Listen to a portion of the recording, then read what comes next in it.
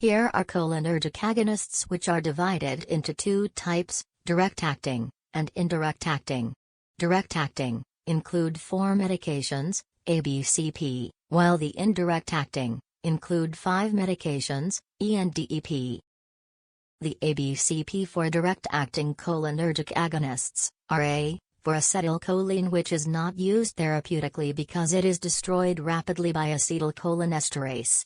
B, for bethanechol, which is used to stimulate urination in atonic baldr and megacolon.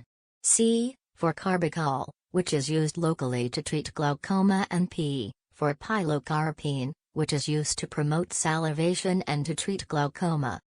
While the indirect-acting E and DEP are E, for edrophonium, which is used in the diagnosis of myasthenia gravis, N, neostigmine, which is used in the treatment of myasthenia gravis, D, donepezil, which is used in Alzheimer's disease, E, ecotiophate, which is rarely used due to its side effect profile, and P, physostigmine, which is used to treat overdoses with anticholinergic drugs.